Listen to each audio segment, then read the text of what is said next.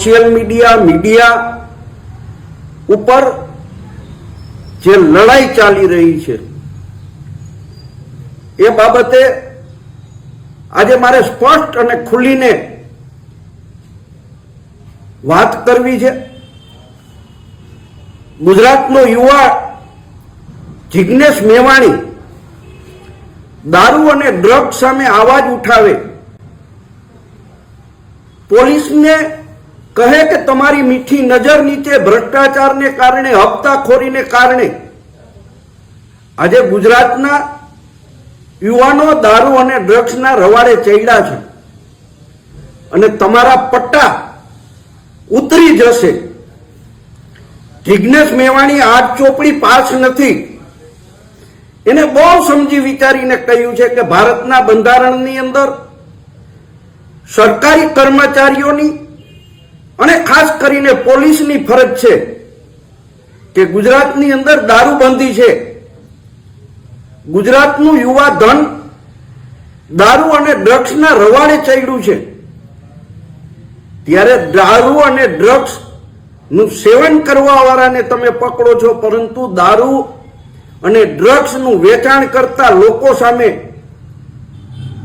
Police પગલાં લેતી નથી અને એની પાછળનું કોઈ કારણ હોય તો એ પોલીસની હપ્તાખોરી છે અને આવા પોલીસ અધિકારીઓના પટ્ટા ઉતરવા જોઈએ। અને જિગ્નેશ મેવાણીએ જે કીધું છે એ સાચું છે અને આજે આખા ગુજરાતની પ્રજા જિગ્નેશ મેવાણીની ફેવર કરી રહી છે, આ મુદ્દાને હાઇલાઇટ કરી રહી છે।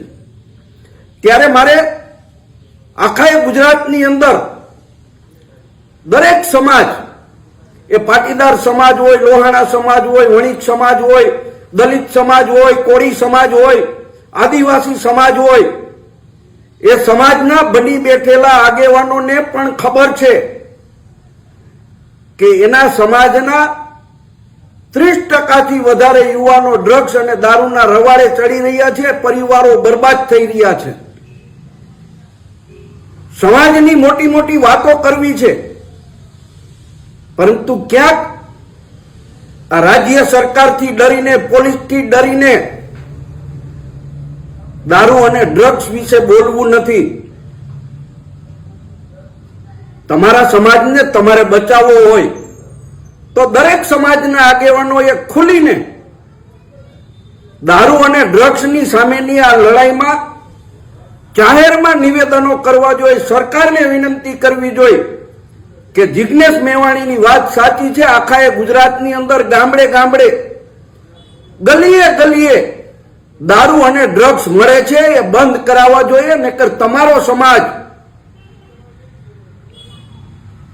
બરબાદ થઈ રહ્યો છે।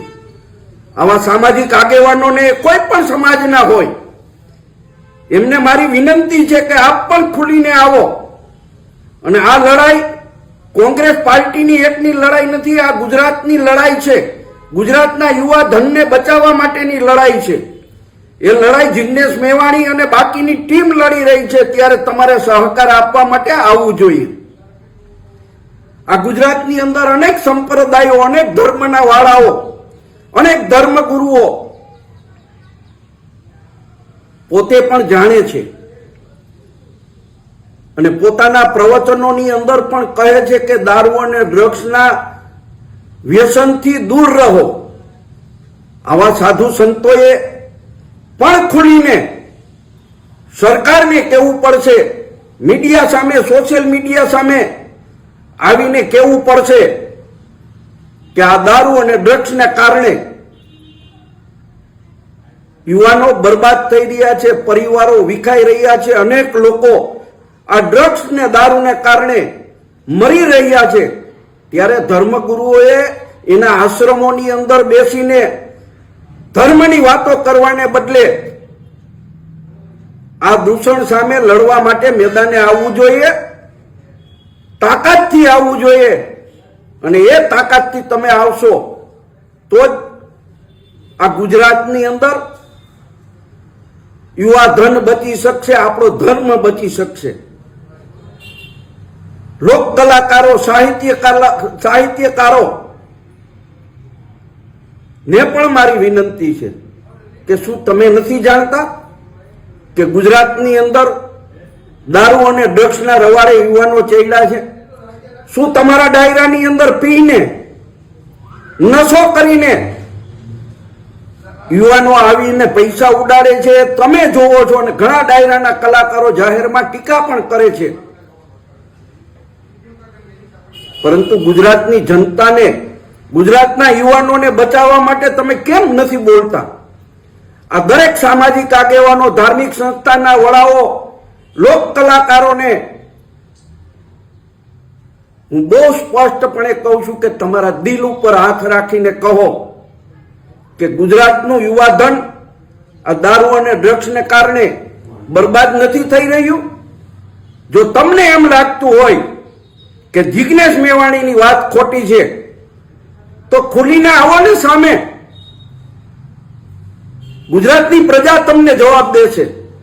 પણ આજે તમે નથી બોલતા તો કાલે આજ સમાજ, આજ ગુજરાતની પ્રજા તમને પણ કહેવાની છે કે જ્યારે જિગ્નેશ મેવાણી જેવો યુવાન દારૂ અને ડ્રગ્સ ની સામે લડાઈ મેદાને પડ્યો છે ત્યારે તમે એના બચાવમાં આવ્યા નહોતા, તમે એના સમર્થનમાં નહોતા આવ્યા.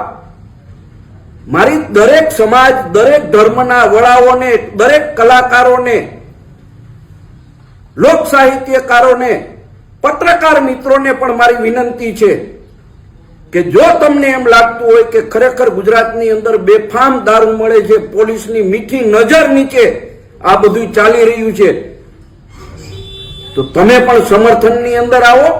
અને જિગ્નેશ મેવાણીએ જે પટ્ટા ઉતારવાની વાત કરી છે, જિગ્નેશ મેવાણી પાસે કે કોંગ્રેસ પાસે સત્તા નથી. પટ્ટા ઉતારવાની તાકાત અત્યારે અમારામાં નથી. પણ ભારતના બંધારણની અંદર બહુ સ્પષ્ટ જોગવાઈ છે અને જ્યારે પ્રજા આક્રોશથી સામે આવશે ત્યારે સરકારે મજબૂર થઈને આવા દારૂ અને ડ્રગ્સના હપ્તા લઈને એની છત્રછાયામાં બુટલેગરો જે બેફામ બન્યા છે એવા તમામ પોલીસ અધિકારીઓના પટ્ટા આ ગુજરાતની પ્રજા ઉતારશે. એ નિર્વિવાદ સત્ય હકીકત છે. ફરીથી દરેક સમાજના સૌ આગેવાનોને પણ મારી વિનંતી છે કે આવો મેદાને દારૂ અને ડ્રગ્સની સામે આપણે સૌ સાથે મળીને લડાઈ કરીએ.